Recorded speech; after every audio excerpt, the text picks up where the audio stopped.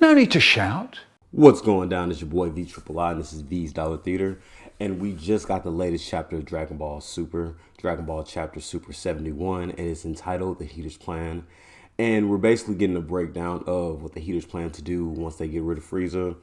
We learn more about the Ultra Instinct transformation, and we get to see some more of Vegeta's training, and we kind of just see the Heeters plan all come together as the chapter ends. So let's go ahead and get into it. So we start off with Whis and Goku having a convo about Ultra Instinct. Whis explains that the angels are constantly using Ultra Instinct and confirms that it's not a transformation, but a technique. For Goku to perfect Ultra Instinct, he will need to be constantly using the technique even when he's idle, very reminiscent of his training with Gohan during the Cell games. Whis also tells Goku to save his Ultra Instinct transformation as a last result because it drains too much energy and will ultimately give him a time limit when he fights. So Goku has to now focus on kind of just using Ultra Instinct all the time. Kind of like saying, like I said before, the same situation when Goku was training Gohan before the Cell games. Basically, use the main transformation or technique all the time. So when you finally want to use it for real, you'll exceed all expectations. Whis has this conversation with Goku. He calls over Vegeta and both gives the Saiyans some advice. Stop thinking about the next strongest fighter. That's not your real opponent. Your real opponent is the person you were yesterday. That's who you need to beat. Vegeta brushes this off and goes back to training with Beerus. And gotta be honest, man, Vegeta's really coming along, man. He's perfecting his Hakai technique. And yeah, Beerus is a great teacher, but he's literally the worst sensei in the history of Dragon Ball. It's hilarious. Beerus is throwing all these objects for Vegeta to destroy. And Vegeta does it, and he actually exceeds expectations. But guess what happens? He goes too hard, and Beerus punches him in the head. So let's move on to Big Nola for a second, Granola. But I call him Big Nola because I think that's what his Namekian will call him. So he returns back to his home planet of Cereal, and he awaits for intel from Elik and the Heeters. You would think he would go visit his old Namekian buddy, but he just crashes by the house in his spaceship. Granola feels like he can't really go see his friend until Frieza is beaten so they can prove his point that he didn't go too far with the Dragon Balls. Back with the Heeters, Elik sends Maki and Oil, Maki's the chick and Oil's the fat guy, to get more info on the Saiyans from Zeno. Elik and Gas chill and have a conversation after they leave. When Nola came looking for information, Gas wanted to beat the brakes off that young man, but Elik told him not to. And the reason was, Elik believes that Gas has more potential than Frieza. So when he gets involved in the battle, he's going to go crazy, like super crazy. We also end up finding out Elik's ultimate goal for the Heeters, which is to use Granola and the Saiyans to kill each other, hopefully kill Frieza in the process, and leave Heeters as the strongest force in the galaxy, which means they get to rule the galaxy. Maki and Oil make it to Zemo's planet and get all the information they need after Maki gives us some of that sloppy toppy, if you know what I mean. Not like the real sloppy toppy, but she has to give him a kiss. She gets the information on the Saiyans. She gets the information on where the Saiyans live at, which is Earth, and they head that way. So for Maki and Oil to leave Zemo and get to Earth, it takes about a month. So we get pretty much a month time skip during this chapter. And during that time, Maki and Oil are heading to Earth and the Saiyans are training. Maki and Oil head to Earth and they go to the first place that you would think to go if you're looking for Goku. His house, where his wife's at. So they get to Goku's house. Chi-Chi answers the door, and they basically give her this crazy sob story about how there's an evil monster out there terrorizing their home planet, and they need Goku and Vegeta to come save them. And it works. Chi-Chi calls Bulma, Bulma calls Whis, and Whis brings the Saiyans back to Earth. The Saiyans get to Earth via Whis. But before Whis brings the Saiyans back to Earth, Whis uses his marker to put the symbol of the angels on Goku's shirt, and Beerus gives Vegeta one of his earrings. And that basically symbolizes that we're going to see which is stronger, the power of the gods or the power of the angels.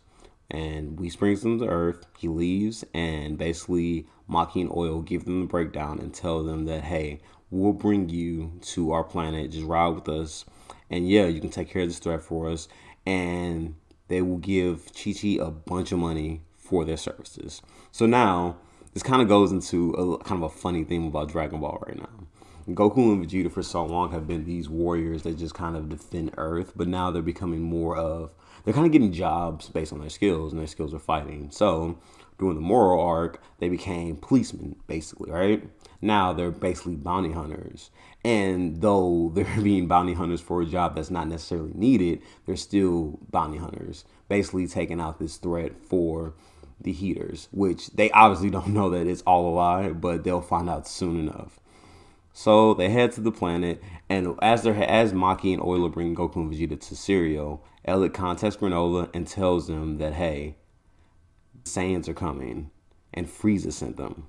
So now they have, oh my god, these Heeters are something else, dude. What the heck?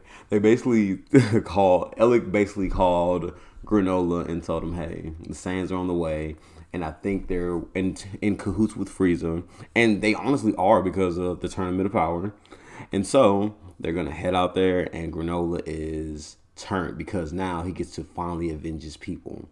With Goku and Vegeta in tow towards Cereal, Granola waits for his day of reckoning.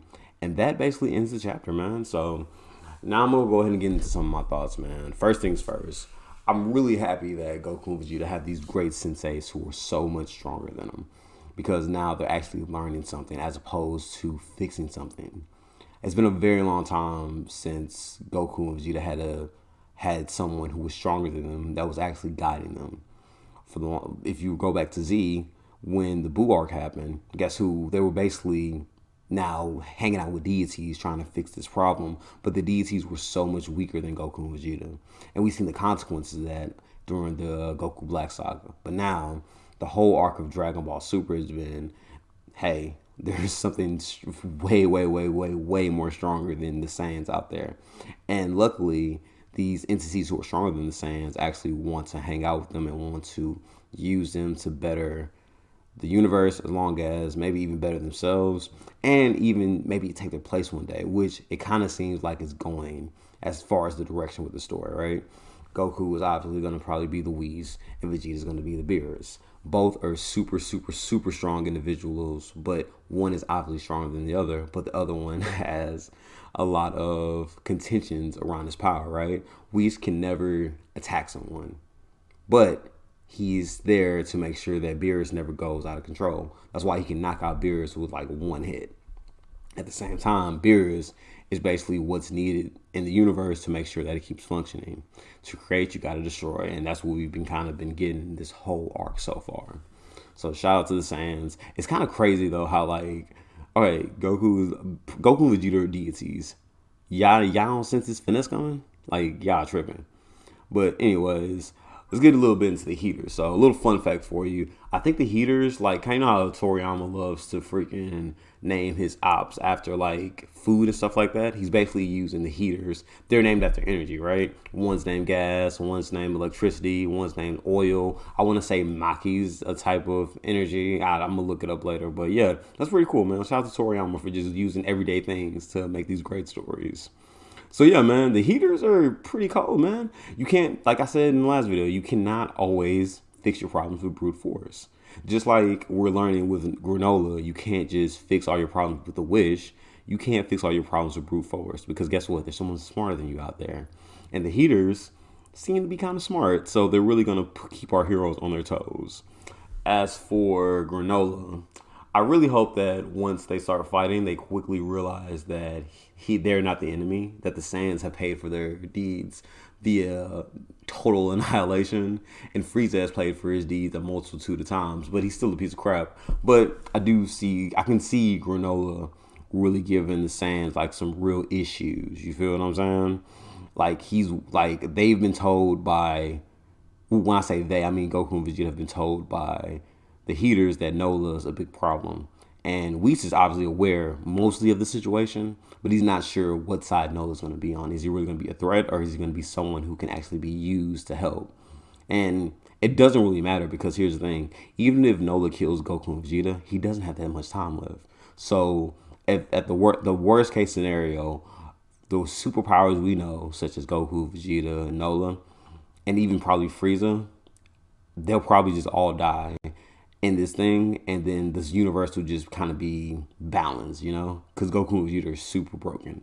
But if something was to happen and all four of the big ops in the situation die, they'll be balanced. But then the Heeters will be there to rule the universe. And I think before that would happen, I think Beerus would probably step in. Or maybe someone like the other Z fighters like Gohan, Trunks, Goten, you know, all those guys. That'd be sick, man. That'd be sick if like everyone died except for the normal Z fighters like Gohan, Goten, and Trunks. And they had to step up. That'd be so sick. But let me get a little bit into, I guess I can get a little bit into Nola, because we didn't get too much on Nola this time. Yeah, I think he's still very regretful that he kind of took advantage of his Namekian homie.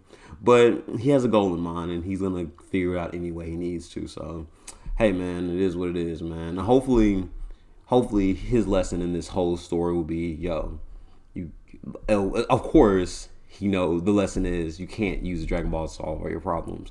But also, I think he's probably going to learn that, hey, you have to live outside of revenge, because all it does is tear you down. Kind of like what Kakashi told Sasuke. Revenge is never worth it, because it'll never make you feel better. The Heeters are super finesses. Like Heeters and TJX6, if you're familiar with this rapper, TJX6, he's a scam rapper, my favorite scam rapper. The Heeters and him need to make a mixtape, because guess what? They're all black. That's what I think I've heard no Dragon Ball like YouTubers talk about. The Heeters are all black people, and that's so crazy. I mean, all, like, think about it, they all got dreadlocks. And they're like black vampires, bro. Like, that's so cool, man. And if we're gonna be honest, if we're looking at society, black people usually have to take up the scraps and make their own communities, make their own existence within the BS that was created by this capitalist structure that we live in. So that's pretty cool, man. Toriyama's getting real political, man. So yeah, man, that's pretty much all I got for chapter 71 of the Heeters Plan, man. I guess I'll give you guys another Dragon Ball video in a month. Thank you guys so much for watching. If you like this content, please tell a friend. If you haven't already, like, comment, subscribe. And yeah, man, thank you so much for your support during these trying times. And I'll catch you next time. Deuces.